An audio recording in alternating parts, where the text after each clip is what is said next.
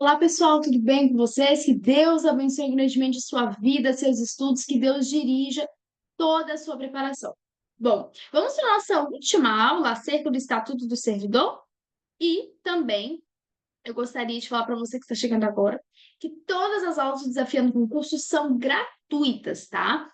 A única coisa que eu faço para poder me ajudar no canal é vender os slides que eu uso, esses materiais que eu uso com vocês, pelo valor único de R$ 10. No caso, muita gente adquire também para poder fazer revisão ali, né? Estudar durante a sua semana, caso você não consiga assistir a aula. Então, algumas pessoas acabam fazendo, usando como métodos, né? De estudos. Então, se você quiser, basta colocar aqui nos comentários. Eu quero material, desejo material, que eu lhe passo as informações, beleza? Bom. No artigo 251, pessoal, ele vai falar da ação disciplinar, quando que ela vai prescrever. Bom, se eu estiver falando de uma infração sujeita à repressão, você tem 180 dias. Já a pena de suspensão, você tem 2 anos. E para os demais casos, você tem 5 anos. Bom, a prescrição, pessoal, ela vai se iniciar, a regra é que ela vai se iniciar no dia que a autoridade competente ela tiver conhecimento da existência da falta, beleza? Agora, os prazos de prescrição que estão lá na lei penal, elas irão se aplicar quando eu estiver falando que a pena de que a falta disciplinar também é crime. Agora, se eu estiver falando da abertura de uma sindicância que antecede um processo administrativo disciplinar em algumas vezes. Se eu estiver falando da abertura de sindicância ou se eu estiver falando da instauração do processo disciplinar, o que vai acontecer? Essa prescrição, ela se interrompe. E quando que ela volta de novo? Ou seja, até a decisão final. Quando essa prescrição, essa interrupção ao período da prescrição, quando ela foi interrompida, ou seja, vamos supor, você teve aqui a abertura da sindicância. Então, a prescrição interrompeu aqui. Quando ela voltar a contar de novo, essa contagem ocorre a partir do momento que cessou essa interrupção. Então, por exemplo, ó, vamos supor aqui, ó. Cadê aqui, gente? Sumiu minha telinha. Bom, aqui, ó. Opa, peraí. Não, sumiu aqui para mim, gente. Ah, aqui, achei. Pronto, achei. Vamos supor, vamos imaginar aqui, ó. Você tem a sindicância. Beleza. Você tem um período aqui. A sindicância foi instaurada aqui. Se você tinha o período da prescrição até aqui, nesse momento ela interrompe. Beleza? Aí ela vai começar a correr novamente a partir do momento em que essa interrupção ela acabar. Acabou a interrupção, volta a correr o prazo prescricional novamente. Beleza? Vamos voltar aqui então para o nosso material. Bom, pessoal, depois disso, nós temos o conceito do que seria um processo administrativo disciplinar. Processo administrativo disciplinar, mais carinhosamente conhecido como PAD, ou seja, as iniciais de processo administrativo disciplinar, conhecida como um instrumento. Você que toca algum instrumento, você usa, por exemplo, o violão, você toca para sair um som. Então, você usa um instrumento para sair um som. O processo administrativo, ele é um instrumento que ele é usado para apurar uma falta administrativa. Ou seja, PAD é usado para apurar uma responsabilidade que o Zezinho, que é o funcionário da administração, ele acabou cometendo uma infração. Poxa, o Zezinho ali, brincadeira, né? Acabou cometendo uma infração. E como que a administração fará para apurar essa falta através de um PAD, de um processo administrativo disciplinar. Se eu estiver falando que o processo foi instaurado por uma determinação do prefeito ou do procurador-geral, você tem a demissão do funcionário, precederá sempre a demissão, a cassação, a aposentadoria ou a disponibilidade, a destituição de função ou a suspensão pelo prazo superior a 15 dias. Beleza? Bom, vamos para alguns conceitos importantes, tá? E aqui faz menção aos artigos 272 e 73, se você tiver curiosidade depois de visualizar. Vamos para alguns conceitos do processo administrativo disciplinar? Bom, primeiro deles, eu usei aqui tanto o manual prático, tá, da corregedoria, quanto também da CGU. Então, vamos lá. Vimos que o processo administrativo ele é um instrumento que uma autoridade competente, uma autoridade administrativa, ela tem para apurar uma responsabilidade do servidor. Beleza. Ok. O que vai acontecer? Como que esse instrumento, como que ele vai atuar na prática? O que você tem? Você tem a instauração de uma portaria, beleza? Sendo assim, com essa portaria, então, você tem ali, né, instaurando, e você tem a chamada comissão processante para poder atuar nesta investigação, nessa apuração. Sendo assim, você tem a composição de 3 servidores, então são 3 servidores estáveis que vão estar atuando nessa comissão para poder apurar essa falta. Beleza? Vai conduzir todo o processo. E dentro desse processo, gente, importante, tá? Destacar aqui com vocês.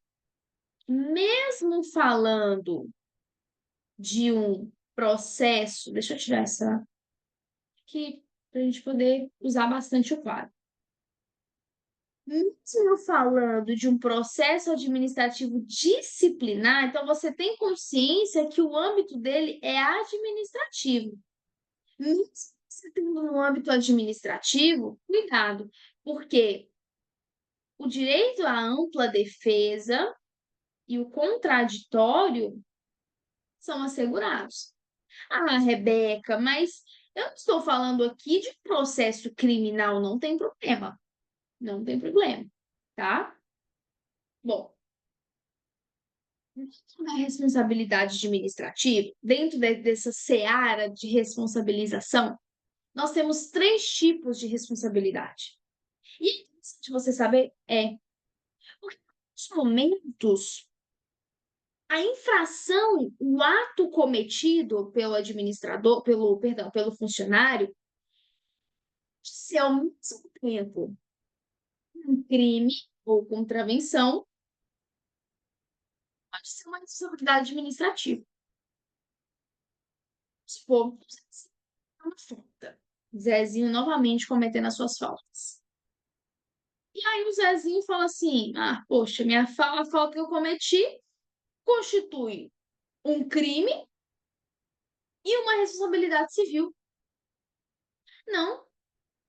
Mas se você for olhar por um lado, é o Zezinho falando, tá?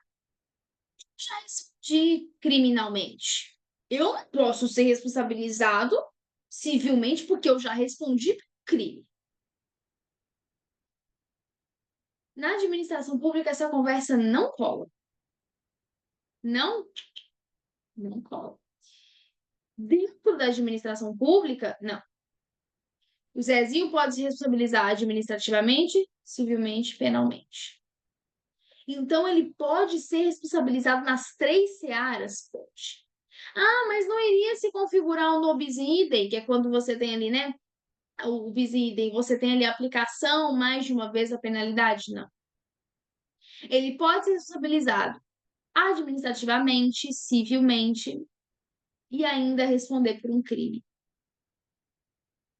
Sabia disso? Bom, então, responsabilidade administrativa impõe ao servidor que ele venha obedecer às regras, às condutas pautadas no bom andamento do serviço público. Então, o Zezinho, ele precisa ser o mais assim, o mais obediente possível às regras e condutas para a boa administração. Então, quando o Zezinho comete uma infração funcional, esse desempenho das atribuições do cargo gera uma responsabilidade administrativa. Porque a partir do momento que o Zezinho ele age contra a administração, ele age ele ferindo o desempenho das atribuições, por exemplo, em prol de interesse próprio de outra pessoa, enfim, ele fere a administração. Ou seja, gera uma responsabilidade administrativa. O mesmo pode acontecer na esfera civil. Porque vai que a ação do Zezinho causou um dano e ele tem que ressarcir os prejuízos à administração, ou se a ação dele prejudicou um terceiro, ele pode indenizar essa pessoa. Ok? Agora, vai que a ação do Zezinho é uma infração penal e aí já a coisa já fica pior, porque o Zezinho vai responder a um processo criminal. Aí a coisa já fica um pouco feia, tá? Bom, então, as circunstâncias do caso concreto, então, o que o Zezinho cometeu na administração pode acarretar uma sanção administrativa, uma sanção civil, uma sanção penal, sem que se considere dupla ou tripla punição.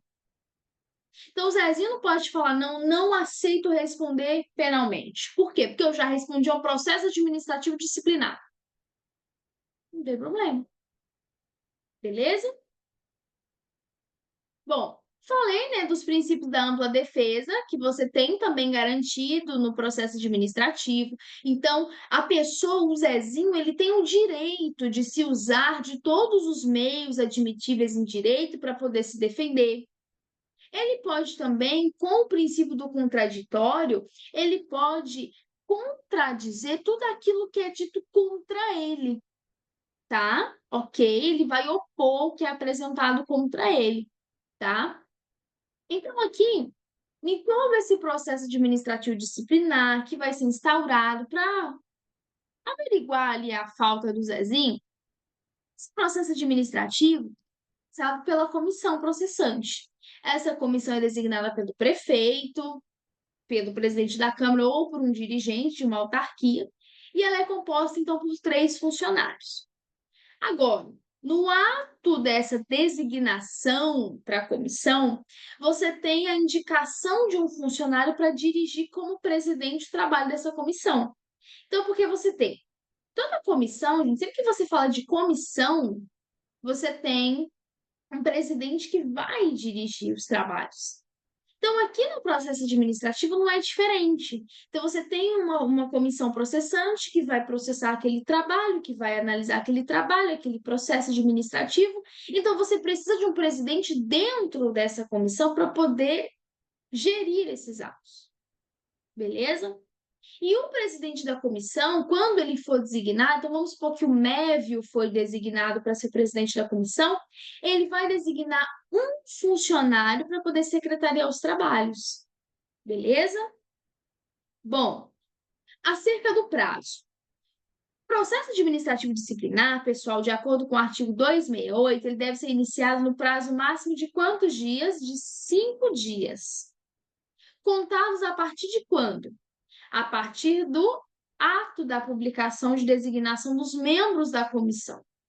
E ultimato no prazo de 90 dias, ultimado, podendo esse prazo ser prorrogado pela autoridade competente. Beleza? Bom, então você tem aqui a intimação do indiciado para que ele venha ser interrogado. O Zezinho vai ser chamado para ser interrogado. Beleza? Dando-lhe desde logo a ciência de que terá o direito de acompanhar o processo. Beleza. Aí você pode perguntar, Rebeca, deixa eu te perguntar. processo administrativo disciplinar, o Zezinho, ele é obrigado a constituir advogado? E aí?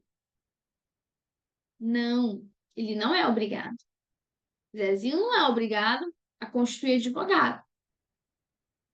Mas, se você fala assim, Rebeca, o Zezinho sumiu, o Zezinho desapareceu, fugiu do mapa. Se o funcionário estiver no local incerto e não sabido, não sei onde o Zezinho está, nunca mais vi, a intimação é feita por edital. Você tem a intimação feita por edital para tentar encontrar o Zezinho. Publicado no órgão oficial de onde? Do município. Beleza? Agora, falamos que o Zezinho ele vai exercer a ampla defesa. Só que vamos supor que o Zezinho falou: você quer saber de uma coisa? Eu não tô nem aí.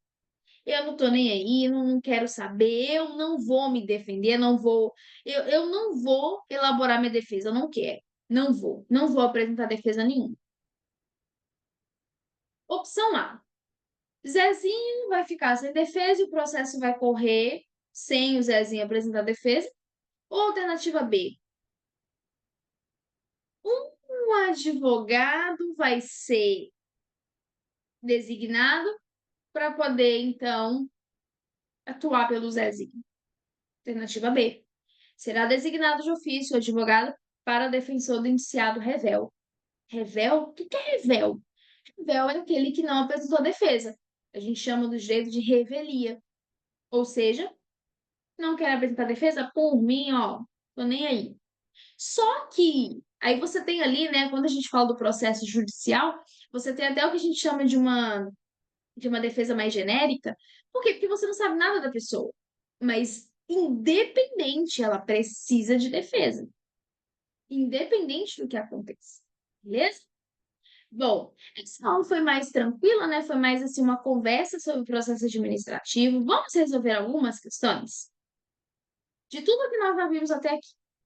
De acordo com o Estatuto dos Servidores de São Bernardo do Campo, assinale a alternativa correta. Letra A. Não se pagará o salário esposa quando o casal tiver vida comum? Não tiver vida comum? E aí? Vimos que salário esposa não temos. B. O processo disciplinar será instaurado por determinação de qualquer vereador? Prefeito? Vereador? Não. Prefeito ou procurador? C. O ato que demitiu o funcionário mencionará sempre a disposição legal em que se fundamentar? Ou D. O funcionário adquirirá estabilidade depois de 2 anos? Não, Rebeca, são 3 anos, ó. Artigo 41 da Constituição foi alterado, tá? Cuidado. Letra C. Beleza? Por quê? Porque o salário esposa foi revogado. O 259 fala de quem vai instaurar o processo. E nós temos 3 anos de estabilidade do servidor. Para estabilidade. Beleza? Bom, CCI CCIA providenciou a intimação de MEV. O MEV foi intimado. MEV, ó, vem cá. O que aconteceu? Só MEV é servidor público para interrogatório garantido o direito de acompanhar o processo. Só que aí o MEV está em local incerto e não sabido. O MEV sumiu. O MEV desapareceu do mapa. Nesse caso, o que deverá ser feito? Letra A. A intimação será feita por edital publicado no órgão oficial do município? B. MEV deverá constituir um advogado? Aí você, é aquela questão que você olha e fala, tá bom. Se o MEV está em local incerto e não sabido, como que ele vai constituir advogado? Errado. C. MEV não terá defesa, uma vez que não foi encontrado. Nossa, imagina se toda pessoa que não foi encontrada não tiver defesa. Errado. D. O processo deverá ser arquivado até que MEV venha a ser encontrado. Ai, que baboseira, gente. Letra A. A intimação é feita por edital. Beleza? Beleza. Artigo 263, parágrafo 1º. Acerca das penalidades, assinale a alternativa incorreta. Então, eu estou procurando a alternativa errada. Letra A. A pena de repressão poderá ser aplicada oralmente nos casos de indisciplina ou falta de cumprimento de deveres? B. A pena de suspensão não excederá 90 dias e será aplicada em caso de falta grave ou de reincidência em falta já punida com pena de repressão. Letra C. A pena de destituição de função será aplicada nos casos de falta de exação do cumprimento do dever? Ou letra D. Quando houver conveniência para o serviço, a pena de suspensão poderá ser convertida em multa, correspondente à metade dos vencimentos, obrigando-se, nesse caso, o funcionário a permanecer em exercício com direito apenas à outra metade. Alternativa? Letra A. Por quê? Artigo 238. A pena de repressão será aplicada por escrito e não oralmente. Beleza? Beleza. Assinale a sequência V ou F de acordo com o Estatuto do Servidor do município.